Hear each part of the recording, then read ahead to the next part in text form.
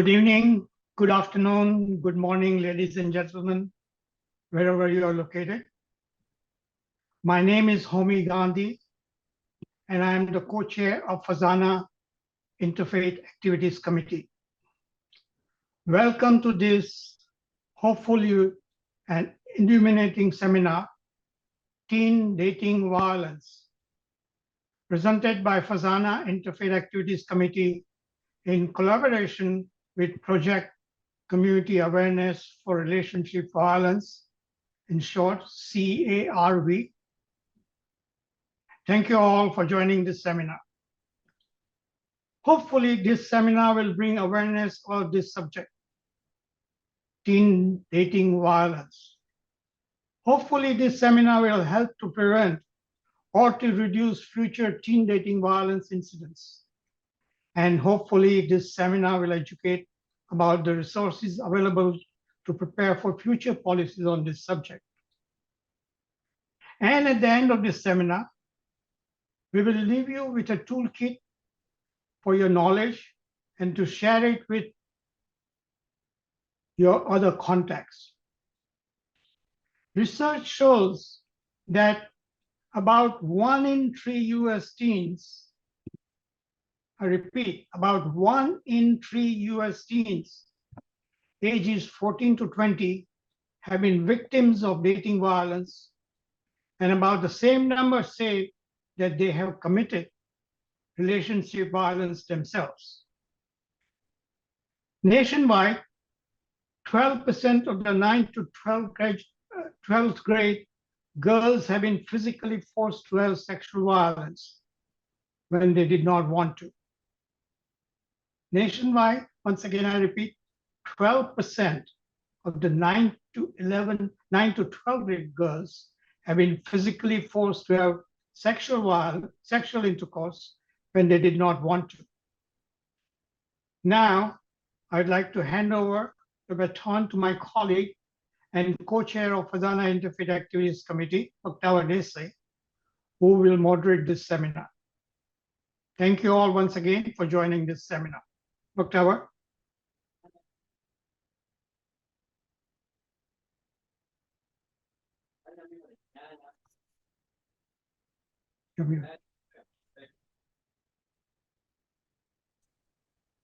Thank you, Homi. Good evening, everyone. First of all, thank you for taking the time out of your evening to join us. The month of February is primarily known to all of us as the month of love. It is lesser known for the Teen Dating Violence Awareness Month.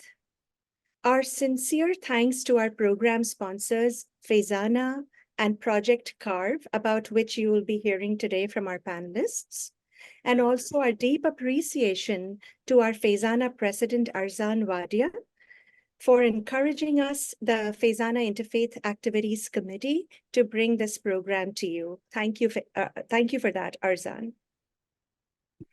Today, we are truly proud to present to you and bring this program to you on a not so commonly discussed topic of teen dating violence and prevention.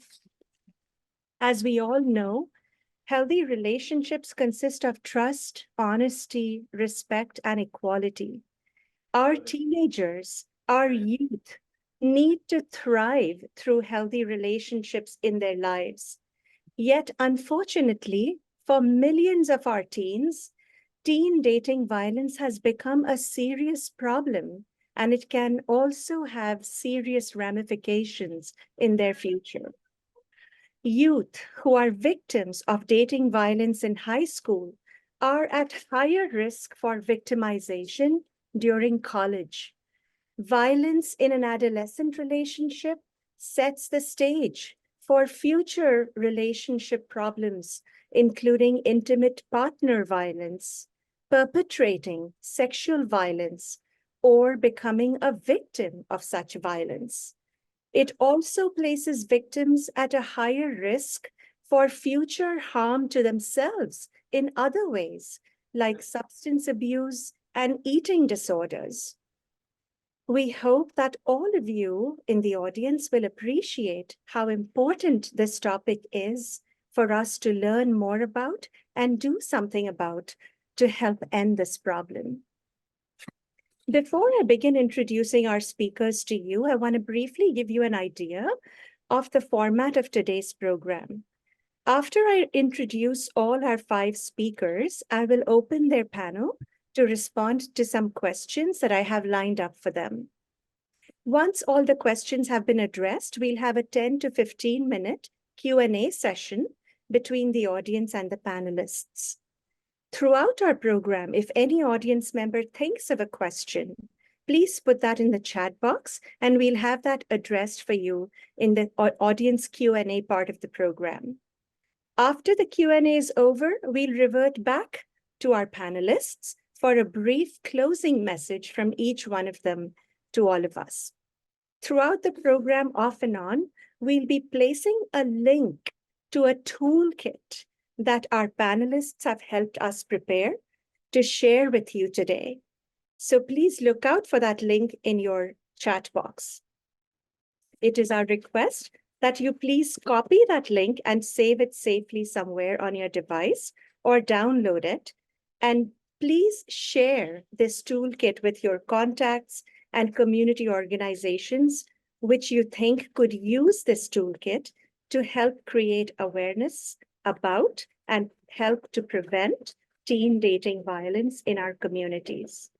At this time, I request you all to please keep your devices muted so we can listen to everyone in the program without any disturbance. On that note, I will now introduce to you, in random order, our panel of these 5 dynamic youth upstanders who will share some valuable information with us today on teen dating violence, ways to recognize it, and ways to prevent it. Our first speaker is Mahtab B. Dastur. Mahtab is a 17-year-old in 12th grade from Spring, Texas. She's immensely involved in her community, both locally and at large. She's passionate about caring for the environment, empowering youth, and fostering open communications among all people, and has spoken on these topics at several global platforms, including the Parliament of World's Religions, held in Chicago last year in August. She serves on the board of several nonprofit organizations, including the one she and her brother founded, Books to Smiles, which sends books across the world to children who do not have access to books. In school, Mahtab is active in speech and debate, and she's an active member of high school clubs like Future Health Professionals and several national honor societies. Mahtab hopes to pursue medicine and public policy in college once she graduates from high school this year. In her free time, she enjoys reading and dancing. Mahtab's lifelong goal is to make a lasting difference in the world. How wonderful. Welcome to our program, Mahtab. It's an honor to have you here with us. Our next speaker is Elizabeth Vo. Elizabeth is a junior in high school. I'm so sorry, and I mispronounced her name. Our next speaker is Elizabeth Vo. Elizabeth is a junior in high school. She is primarily active in STEM clubs such as the Future Health Professionals Club and the Science National Honor Society. Her interest in STEM drives her hope to pursue a career in cardio, thoracic, and pediatric surgery someday. She's also very passionate about civic engagement, leading her to co-found community organizations such as Project C.A.R.V and a Just Serve chapter. Moreover, Elizabeth works to help those in need and supports those who do not get a fair chance at education due to circumstances outside of their control. She sponsors orphanages in underdeveloped areas around the world with a focus on East and Southeast Asia. Throughout these orphanages, she and her team provide education and resources. She also translated for her mom growing up, which has taught her independence, kindness, and the power of language. This experience led Elizabeth to her interest in linguistics, inspiring her to learn more languages and immerse herself in different cultures. How inspiring, Elizabeth. Welcome to our program. It's an honor to have you with us. Next, I'll introduce you all to Giovanni Valenzuela. Giovanni is part of the class of 2024 at Klein High School, graduating this June. Giovanni is currently on path to receive his EMT certification. EMT stands for Emergency Medical Technician before he graduates high school, enabling him to work in ambulances and hospitals as he pursues higher education in college. The chance to become an EMT has allowed him to put one foot in the door and prepare himself as a future medical professional. He's also highly active in various clubs and extracurriculars in and outside of his school, such as the Future Health Professionals Club, in which he has placed 5th internationally, as well as Key Club, DECA, Mu Alpha Theta, National Science Honor Society, and Pharmacy Club. An active athlete, Giovanni participates in various sports, including soccer, football, basketball, tennis, golf, and volleyball. As someone who has maintained a steady relationship for the past 2 years, Giovanni has experienced firsthand the challenges of a relationship. Overcoming the obstacles he has faced within his own relationship has inspired him to help other teenagers find the same happiness in their relationships. That's wonderful. Thank you, Giovanni, and welcome to our program. It is also an honor to have you here. Our next speaker is Susana Pulido. Susana Pulido is a 17-year-old senior at Klein High School. Born in Venezuela, she moved to Spring, Texas 4 years ago. Through her journey, Susana has had the privilege to take part in a myriad of fulfilling experiences that led her to become passionate about addressing health and safety issues within her newfound community, like teen dating violence with her friends, and through co-founding Project C.A.R.V.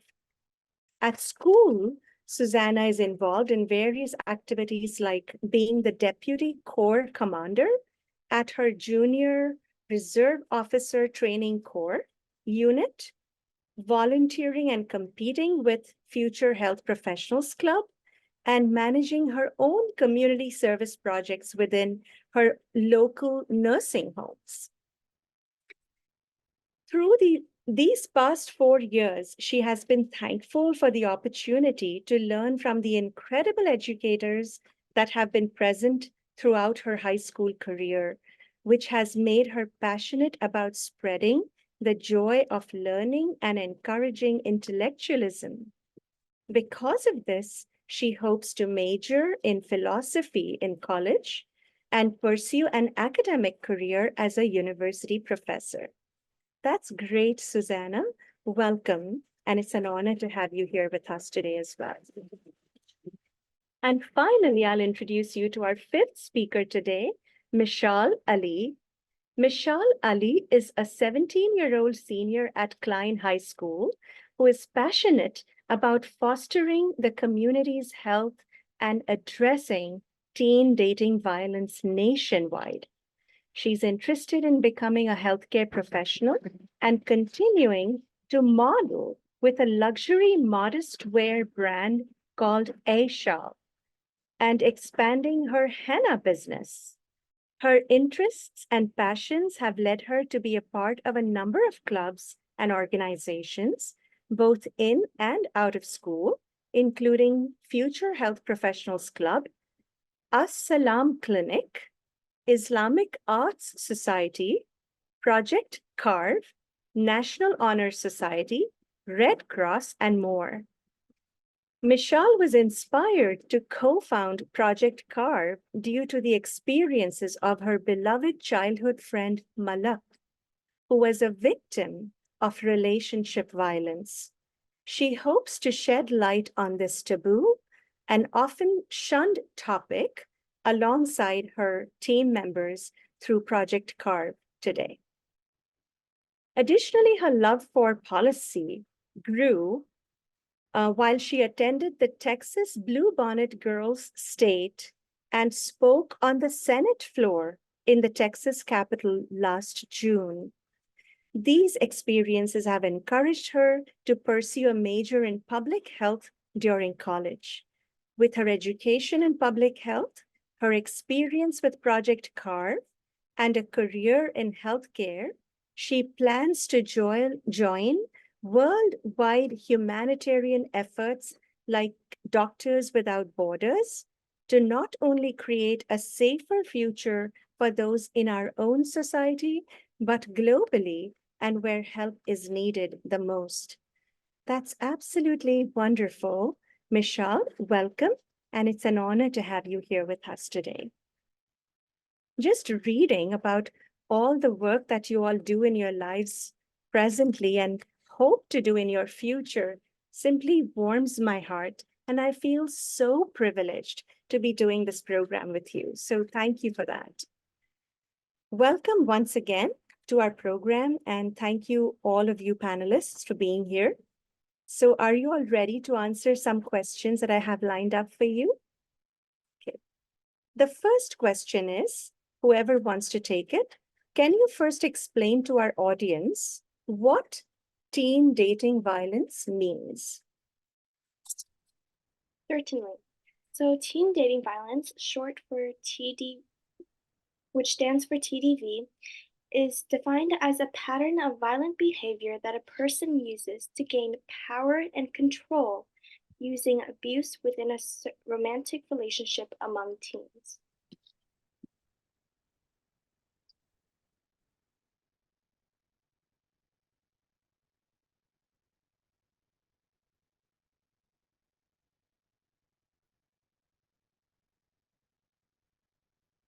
Okay, my second question is to all of you.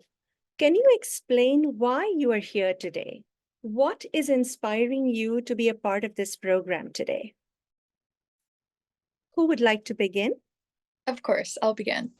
So, my journey to addressing teen dating violence and co-founding Project C.A.R.V was inspired by the saddening story of my childhood friend, Malak.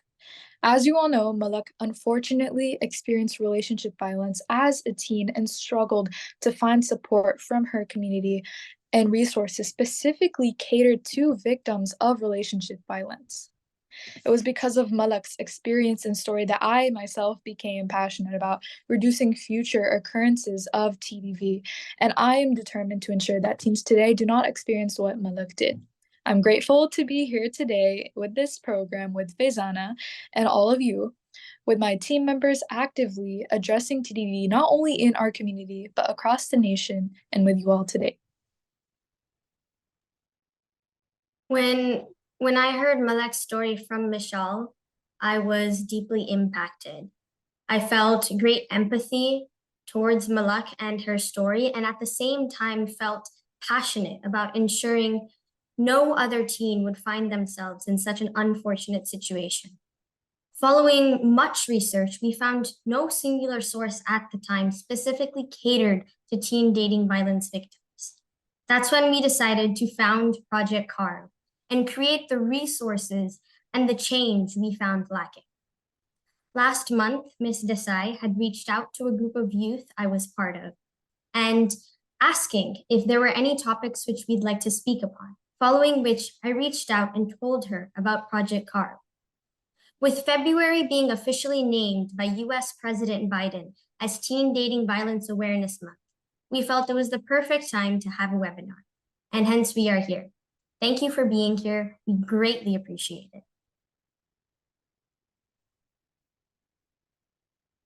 I remember last year, more than a year ago, when me and my team members were talking about Malik's unfortunate story, and we all wanted to take action and do something to raise awareness about teen dating violence. And that is how Project C.A.R.V was born. Despite its obvious humble beginnings, it is awesome to be here today with all of you so we can continue to raise awareness and prevent future instances of teen dating violence. Thank you all for being here and giving us your time to listen to us raise awareness about this very important issue. While I am here in part due to the heartbreaking story of Malak, I am also here today to aim to raise awareness for teen dating violence due to my personal connections by having a family member experience it.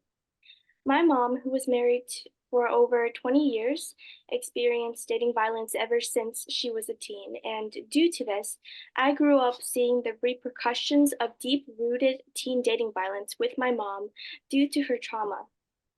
Seeing how impactful teen dating violence can have on someone has inspired me today to present on teen dating violence, prevent it from the future, as well as educate the community and majority, whether it is a susceptible teen or a parent who simply wants to protect their child.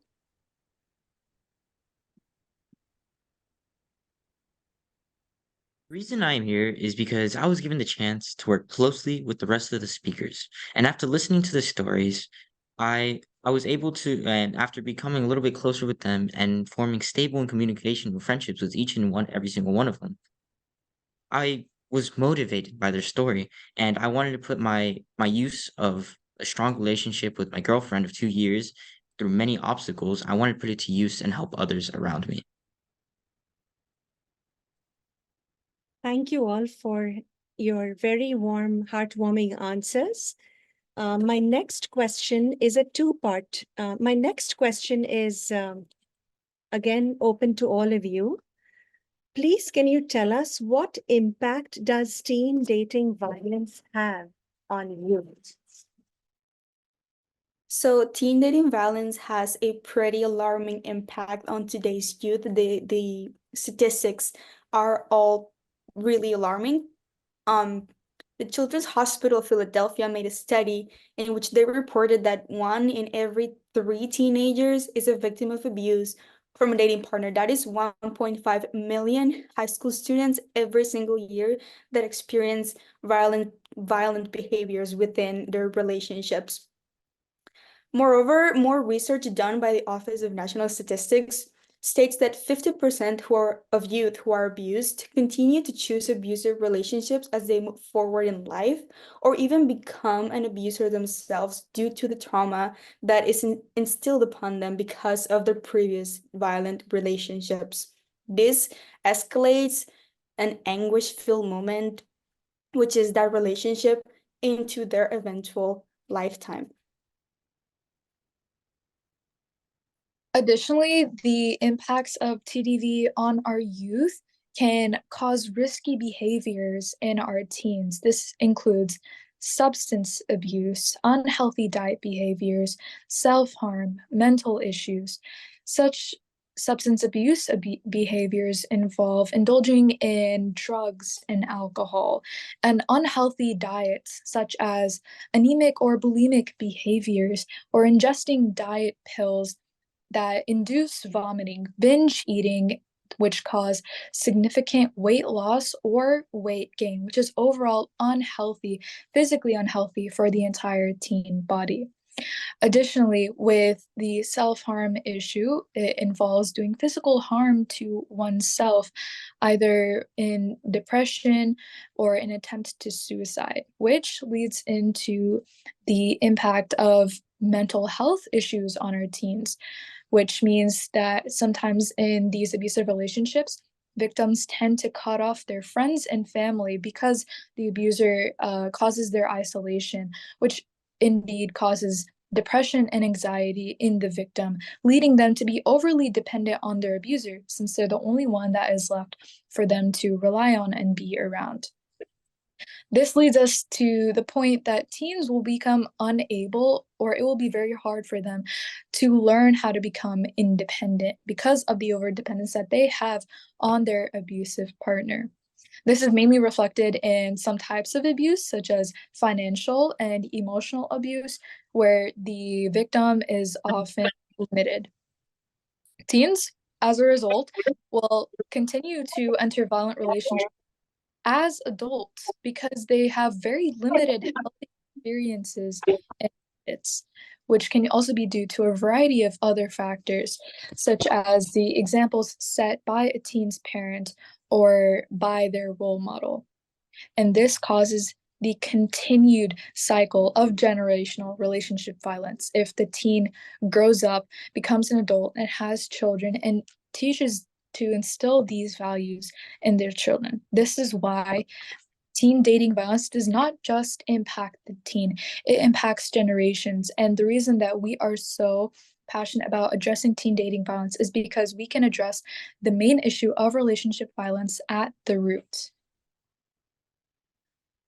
Thank you, Susanna and Michelle. That was very powerful information you just shared with us.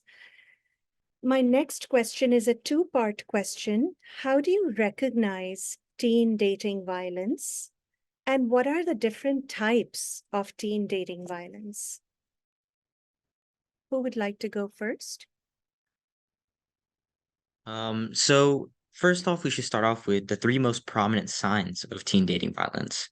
And these are going to be excessive jealousy, pressure, and unwillingness to compromise. Now let's dive into each one individually. Excessive jealousy entails being overly controlling of a significant other, such as forcing a partner to wear certain clothing or making them do activities they aren't comfortable with. Next, people in violent relationships often feel pressure to do actions they aren't accustomed to, such as consume alcohol or take drugs. Finally, we have the unwillingness to compromise. Being able to come to an agreement with a similar goal in mind is an essential factor to maintaining a healthy relationship. I personally have seen many relationships go stale due to partners wanting different goals in the relationships. And in my situation in particular, I have been able to maintain such a strong relationship because we have a single goal in mind, pushing each other to become better together. I will now have Elizabeth talk about the different types of abuse. Some types of abuse that we will be discussing today is physical, sexual, emotional, digital, and financial abuse. The first type is physical abuse. Physical abuse includes, but is not limited to, hitting, slapping, choking, kicking, and grabbing their partner. Although all of these signs have physical contact with the victim, that is not always the case. For example, physical abuse also includes hitting and kicking the environment around the victim. This is not making direct contact with the victim, but is still physical abuse because the abuser is asserting their physical dominance over them. The next type of abuse that we'll talk about is emotional and verbal abuse. So emotional and verbal abuse is actually the most common type of abuse. It can include embarrassing you in public, telling you what to do or wear, accusing you of cheating unnecessarily or constantly. It also includes threatening suicide or leaving you if your partner threatens to kill themselves or leave you if you don't do or say what they want. That would be considered emotional and verbal abuse. Threatening you in any way for that manner would be considered emotional and verbal abuse. And as Elizabeth mentioned, threatening to throw something at you, even if it doesn't hit you, would be considered physical abuse as well. Furthermore, constantly putting you down for your appearance, your ideas, your goals, your aspirations, the way you speak would be considered emotional and verbal abuse. We see this especially in relationships that have significantly different cultural backgrounds. In these relationships, abuse will take the form of a partner making fun of an accent or vernacular of the language they speak or don't speak for that matter.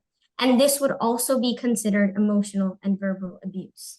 If you are a victim or know someone who is facing these causes and these signs, please let them know that they are in an abusive relationship and it is never at any point okay. The next type of abuse is sexual abuse. Sexual abuse involves anything which does not include consent. Consent is defined as the permission for something to happen or agreement to do something, in this case, between the two people who are in the relationship. Rape is the most common type of sexual abuse that people are used to. However, sexual abuse goes beyond just rape. Pressure or forcing you to do anything which is sexual in nature, including kissing or touching, forcing you to wear specific clothes which may be sexual in nature, would be considered sexual abuse. Finally, sexting, which actually will lead into our next type of abuse, is also considered sexual abuse. Sexting is defined as the action or practice of sending sexually explicit photographs or messages via an online source, such as a phone or a laptop.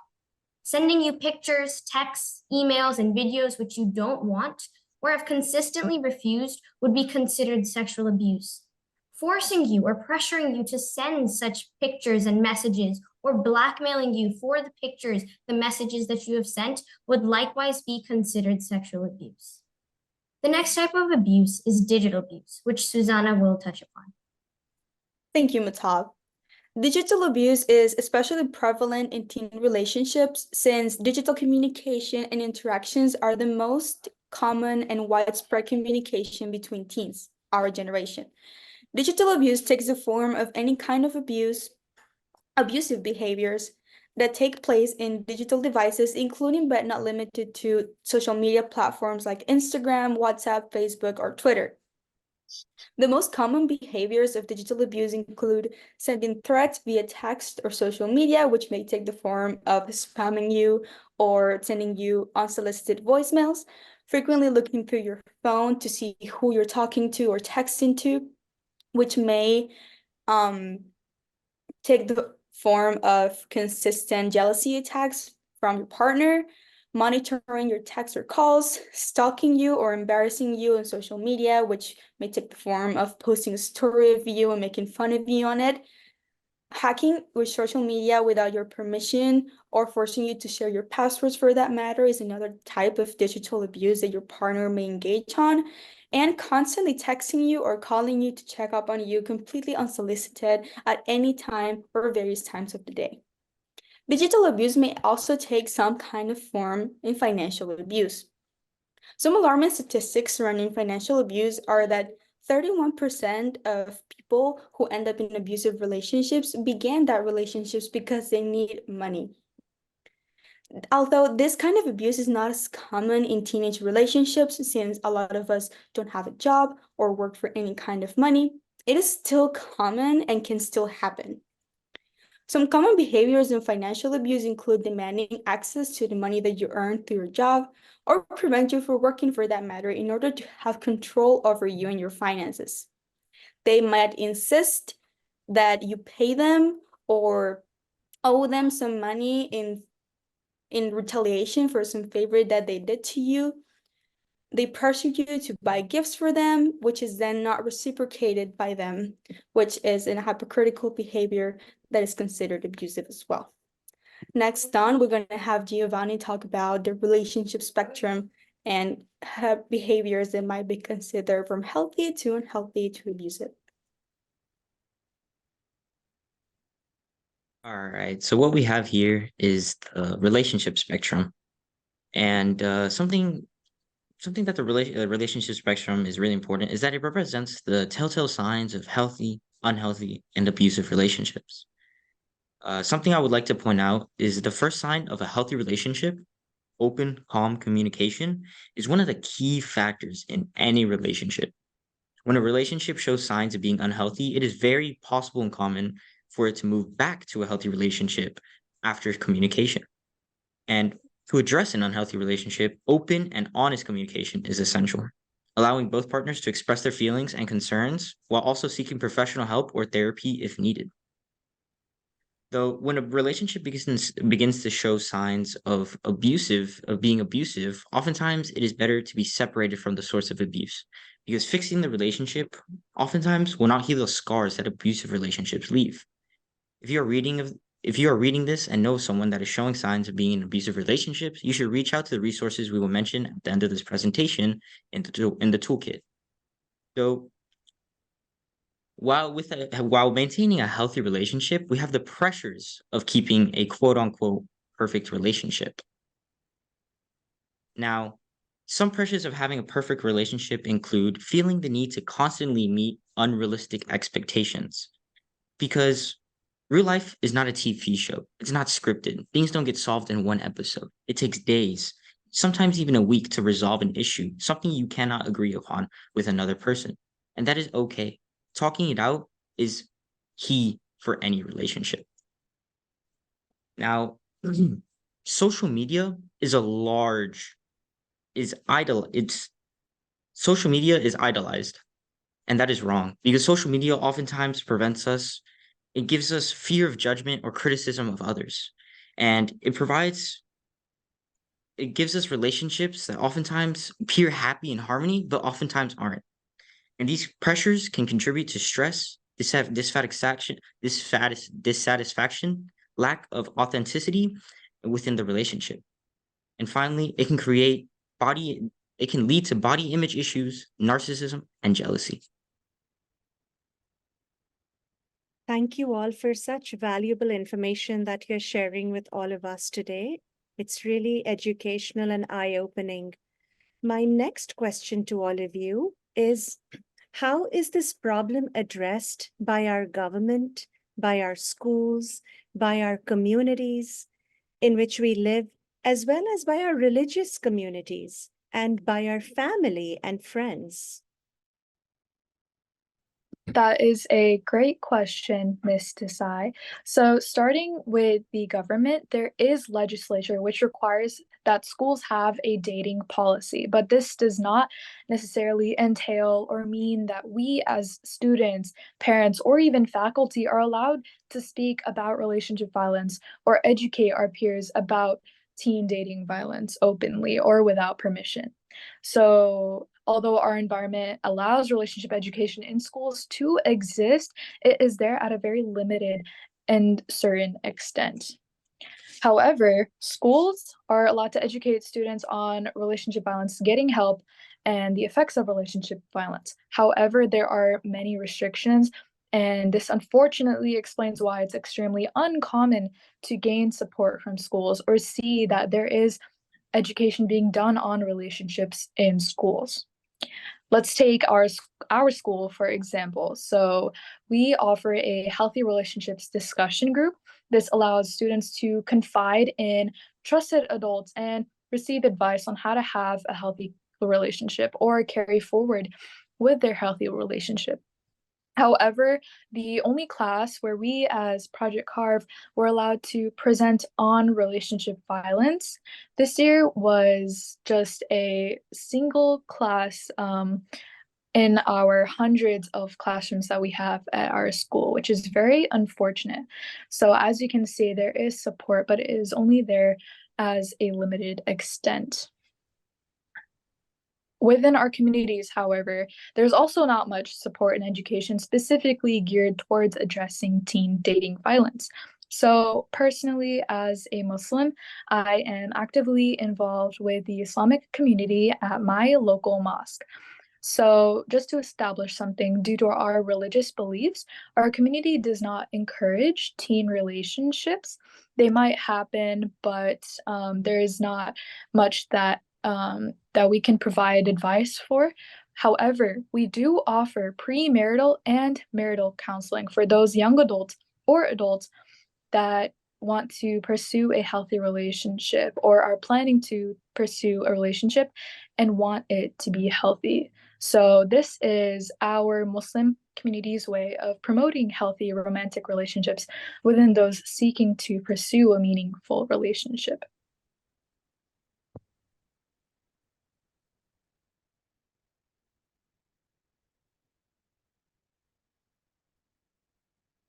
Would anyone else like to share something? Of course, yes. So, Unfortunately, Anna, would you like me to keep this slide or remove it now? I think that you are able to keep that slide, Mrs. Slide. Okay, Yes. sure. Thank you. Thank you. So unfortunately, in my community, which mainly consists of my schools, the clubs, and my friends and my family, there are not really any resources specifically catered towards teen dating violence.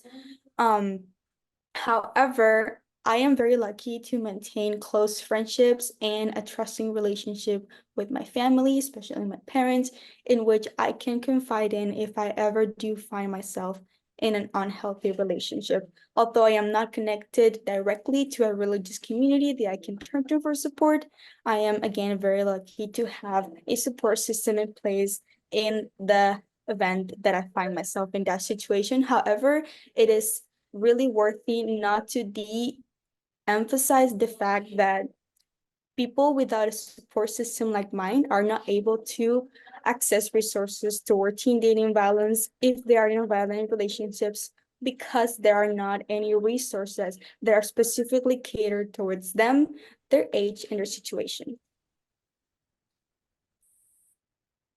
All right, my situation is very similar to Susanna, as I do not have a large religious community that I'm affiliated with, and I'm sure there are many others that are very similar to us out there.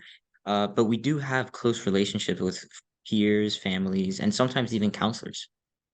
Though I have seen examples of times where somebody has no one to reach out to and talk to because of the larger community not being there for them.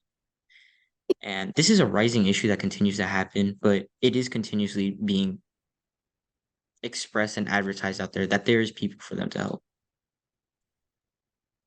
I am personally involved in the Zoroastrian community, which I think many of us here are also involved.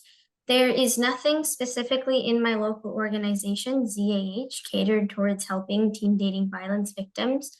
However, they have been very open to helping me express Project C.A.R.V's mission and provide information about teen dating violence and providing resources to the wider community. FEZANA, which is who we are partnering with today, has a hotline for domestic violence victims. But again, there's nothing specific catered to teens who are in violent relationships. Despite this, not all is lost. My family is Buddhist, and in our religion, similar to Michelle, we discourage romantic relationship among teens. However, my Buddhist temple is aware that such relationships may form, so we offer weekly group sessions for the victims to register for by telling our temple monk. In Buddhism, we condemn violence of any kind, no matter if it is physical, emotional, so we take domestic violence very seriously, which encompasses teen dating violence in its entirety. We can follow similar examples of this moving forward within other communities. Thank you all so much. And to everyone in the audience, I'd like to point out that in the toolkit, when you read it, you'll find that there are several links that will be like a guide for community organizations, schools, religious organizations that you can read, get some guidance from, and develop and establish your own policies.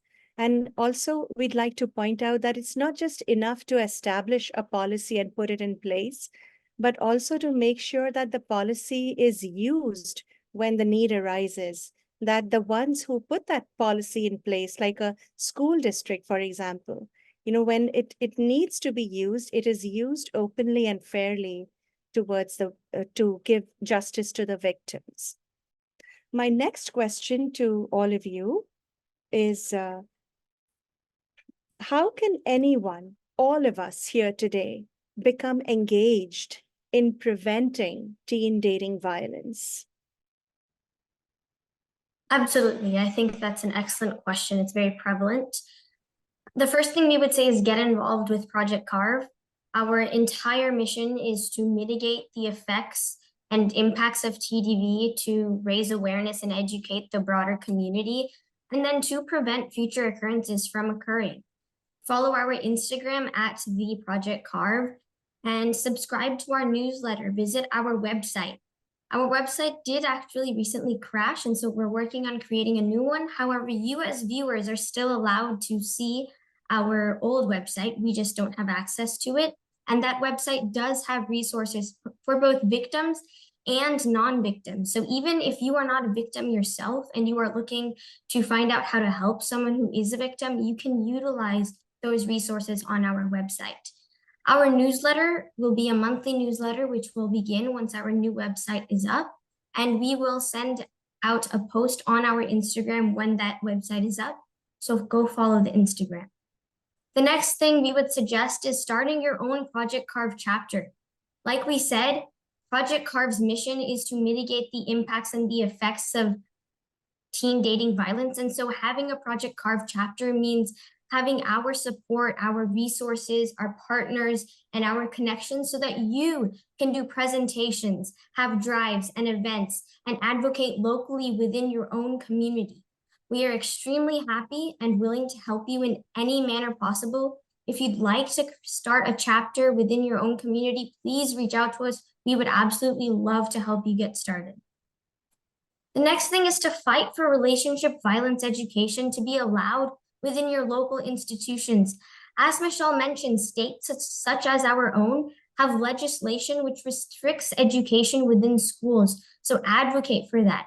While dating policies are required, at least in our state, education about relationship violence is not required. In fact, when we had first tried to present in our school to a local club, we were not allowed to because we did not have the permission of every single parent of the children that we were presenting to, and there was no way to control which child did and did not attend our meetings. So advocate for education to be freely allowed within educational institutions. Write to a representative or a local mayor. We personally will be approaching our own state capital, Austin, Texas, and we will be notifying everyone when and how they can get involved. So keep an eye on our Instagram and our newsletter and be on the lookout for that about how you can help. And then finally, be aware and vigilant of the signs we mentioned. Keep a lookout for the different types of abuses that we mentioned. If you see something, report it to a trusted adult, talk about it, reach out to the person. For parents specifically, keep an eye out for these behaviors in your teen or your child. Encourage open discussion. Research has reflected that children are more likely to speak about abuse they may be facing when conversation is encouraged in households. So encourage that conversation. Ask your children about it. At the same time, educate your children about what is and is not a healthy relationship. Many times teenagers do not know what they are experiencing is classified as abuse and they think it's normal and they continue on with those relationships. That is the biggest problem we see with the lack of education. So educate your teens about teen dating violence and what it looks like. And then finally, set an example. Your teen is most likely to copy what you do. So promote healthy behaviors through your own relationships. Elizabeth, do you have something to add? Yes, so continuing on to what Matap has said, if you are a teen and want to help, or you know a victim, or know and you are a victim or know a possible victim, telling a trusted adult can greatly increase their chances of getting out of an abusive relationship, as the adult can use their authority to take the necessary steps forward. Another way to help is by being supportive beside the victim. Let them know that you are there are for them so they can acknowledge and that they know that they have a support system. Remember that it is not easy to leave an abusive relationship, so making the victim cognizant of their support system and conveying your empathy is a huge step for them to feel comfortable taking the proper steps forward. Educating the teens around you is another way. Whether the teen is in an abusive relationship or not, it's extremely important to inform them of teen dating violence, the signs, and how to stay away and prevent it in the future. Finally, remember that teen dating violence will take years and years of advocacy and fighting to eliminate, and this is just the beginning of not only Project C.A.R.V, but I hope many participants in the audience as well. Thank you all so much for all this great information and pointing to resources that your organization, Project C.A.R.V, has put together. And I want to again point to the audience that please look in the chat box for the toolkit link that we are putting in there for you to download and share with your teens or with other children in your community, with organizations in your community that could use this toolkit to reduce the teen dating violence episodes. Now, my final question for the panel is addressed specifically to Giovanni. Hi, Giovanni. In one nationally representative study of young people, ages 14 to 21, 51% of females and 43% of males reported being victims of at least one type of dating violence. Please, can you give us your perspective on this issue? And how do you think female and male teenagers can work together to prevent teen dating violence among their peers? Well, I think as a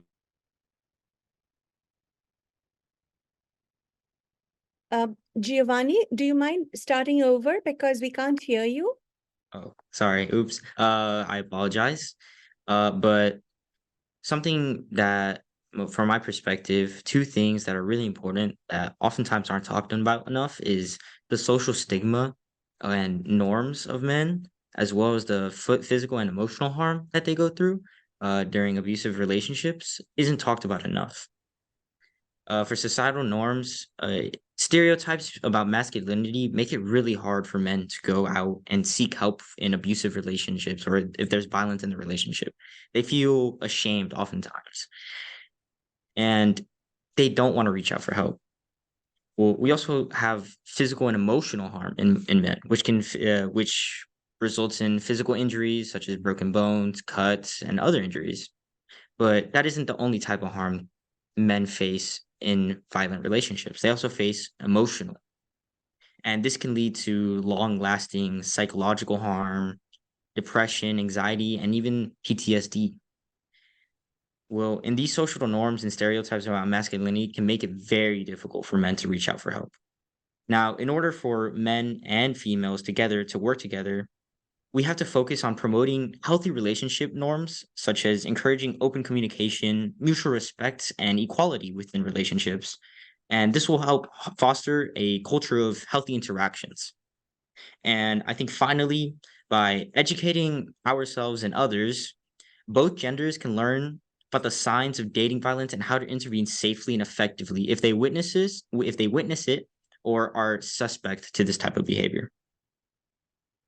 Thank you, Giovanni, for opening our eyes and for sharing with us how both males and females can be victims of teen dating violence and breaking our implicit bias on this topic.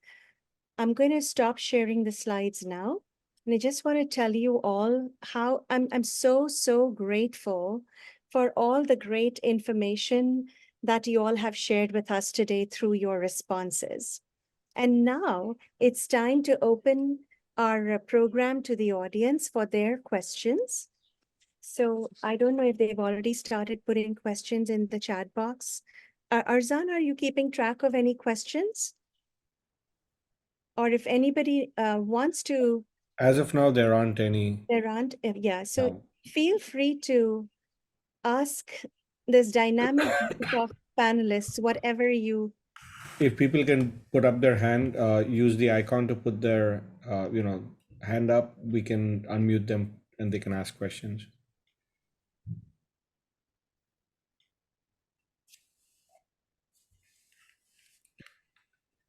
There's one in the chat that just came in from Mazda, who's in Melbourne, Australia. Do you recommend any good books about keeping healthy relationships?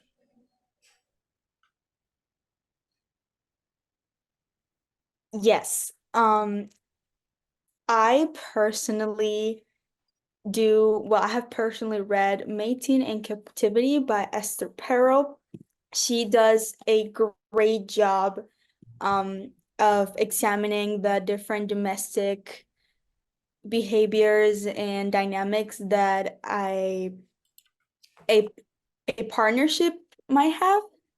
She is a specialist on relationship counseling with about 20 years of experience, and she kind of examines all the complexities between our relationship and how to navigate one.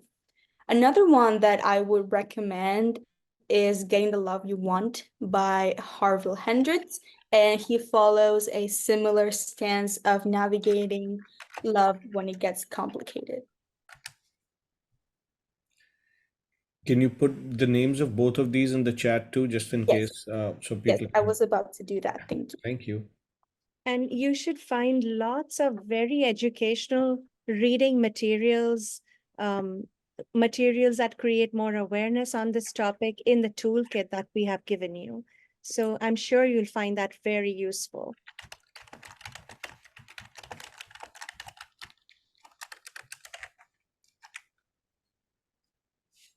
I also would like to point out, it's a book that I read myself during English class, and I'm sure a lot of people have read, but it's called Pride and Prejudice.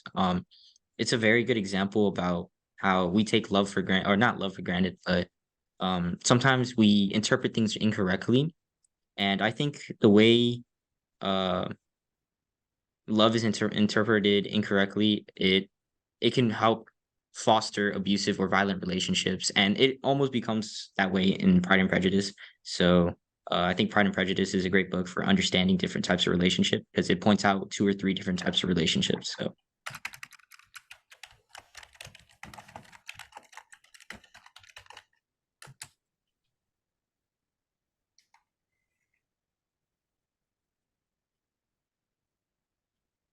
There's another question for you all. Could you please tell us if the friend of, if your friend who was victimized, is that friend okay now?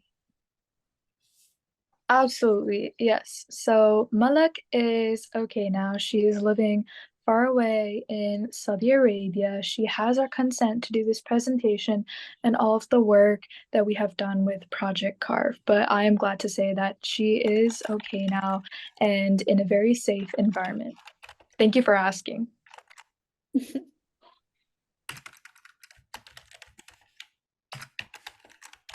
So if there are no more questions from the audience, if there are, like, we can, of course, let's see if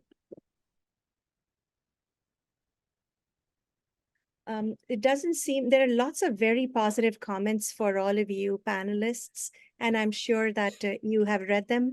People are very appreciative of all the information you have shared with them today. But I'm going to revert back to you all for your one final thought that you would like to send us home with, your one final message, a powerful message that we'll remember and that will inspire us all to start becoming engaged in what can we do to end teen dating violence in our communities. Of course. So, the one message that I hope to leave you with all today is that your actions as role models in society, as adults, and even as parents to your children significantly influence your children's. So, remember that what you do is what your child will pick up, which is what we talked about before in Matab's slide about how, your children learn from their parents would be behaviors. Also, remember that what is deemed as normal in your household, community, or in society does not necessarily mean that that behavior is healthy. So, normal does not always mean healthy. So, make sure that when you are doing normal behaviors in house, make sure that you're promoting healthy behaviors. And again, we hope that you all have benefited from the knowledge and perspectives shared during this program, especially because your support can help diminish occurrences of teen dating violence and ultimately generational relationship violence. So please continue to do your research, engage with Project C.A.R.V, and do all the action items that we have provided in our toolkit. Before giving you all some final words, I want to thank you all again for being here and for all the kind comments and giving us a few moments of your time to be here with us to educate yourselves about this topic. It is extremely important for all of us to take care of the youth and prevent them from any harm. My advice and my final words that I would like to leave you all with is that if you ever find yourself or anyone else in this kind of situation where you are being abused in a relationship, it is really important to know that it is not hopeless. You are not alone. And there is help out there in people who are more than eager to help you get out of that situation. I know that at times it may seem hopeless or too difficult for you to get out, but there is light at the end of the tunnel. And with the right people and the right resources, you will be able to live a happy and independent life free from the chains of an abusive relationship.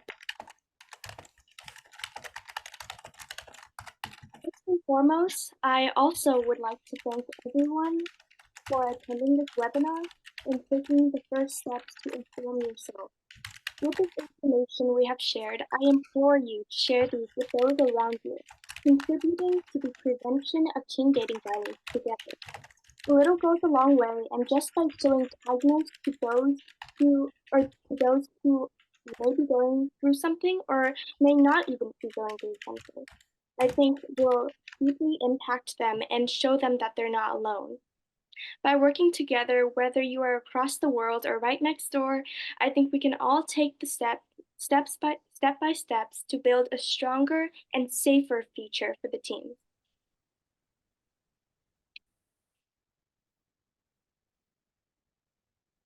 Something I would like to point out is that thank you, Ms. Desai. Thank you so much for helping us along this and allowing us the opportunity for this. Same for you, Mr. Gandhi and Arzan. Uh, but something I would like to point out and say and leave with y'all is that if there's anything you ever want to do, you should do it. But reaching out with Project C.A.R.V, I highly recommend it, and it'll leave a lasting impact on your community. So if you could please reach out to us and promote Project C.A.R.V, that would be amazing. And finally, there's this website called Love is Respect, and it encourages and teaches you how to maintain healthy relationships. It is going to be in the toolkit, and I highly recommended it. I highly recommend it. I went through it, and I saw a lot of things I implement personally in my own relationship. So I highly recommend everyone go and take a look at Love is Respect, and that is where you find the relationship spectrum as well. Thank you. Thank you. My closing message, TDV is widespread, and we are just getting started on mitigating its effects and repercussions.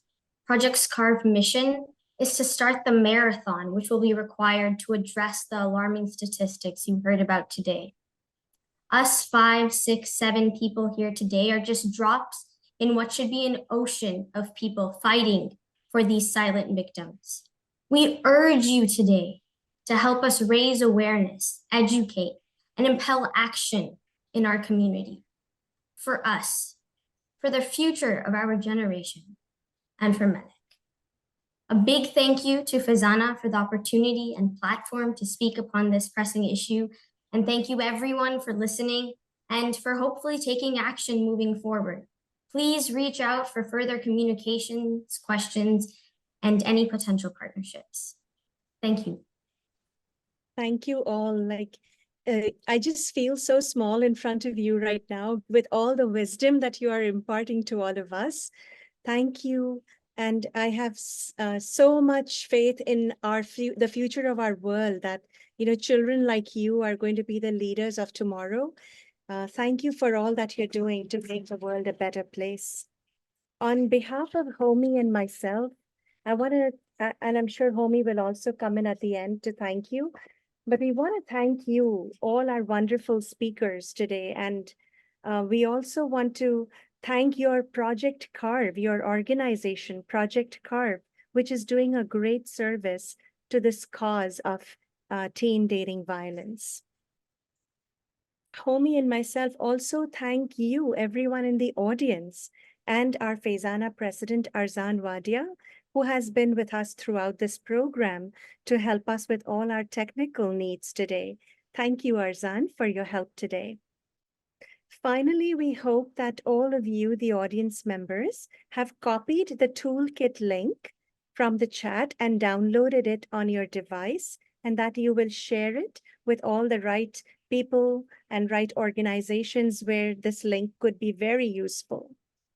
We hope that this program was educational and inspirational for everyone, and that you'll consider giving this issue of teen dating violence further thought in your minds and find a way to support all the work done in your communities around the country in preventing teen dating violence from happening to anyone.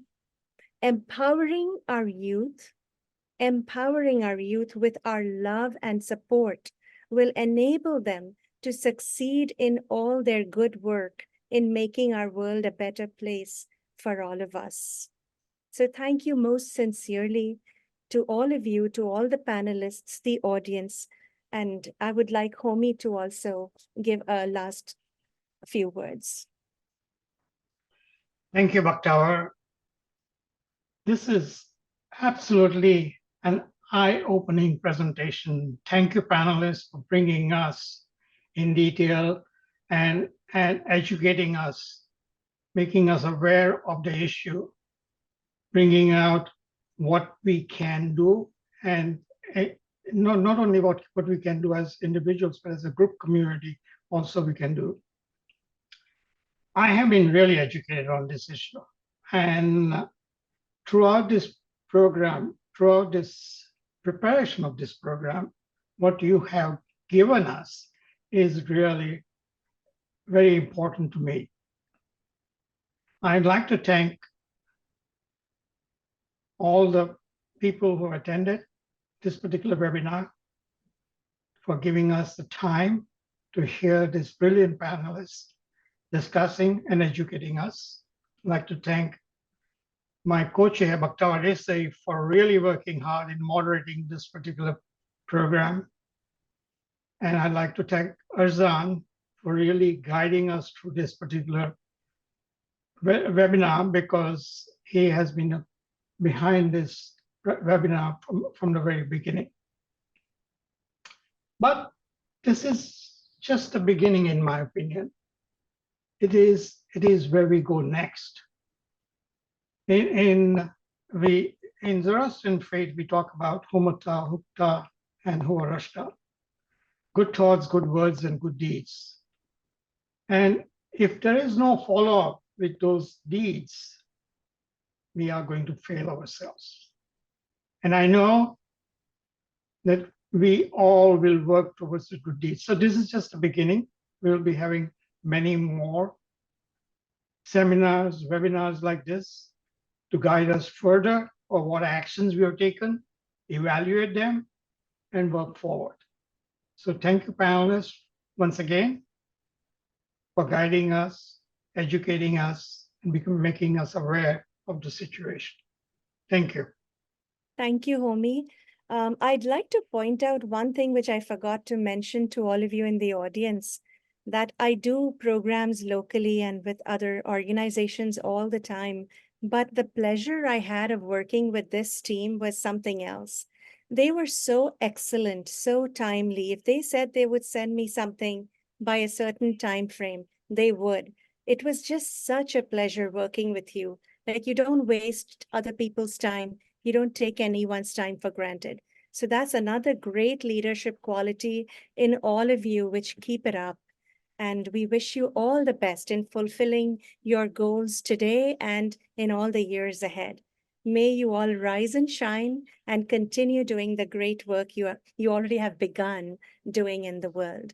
And to everyone else in the audience, if there is any topic of interest on social action that you would like us to bring as a program, please write to Homi and myself or to FEZANA, and we would be very happy to set up a program on that topic. So thank you, everyone, and good night.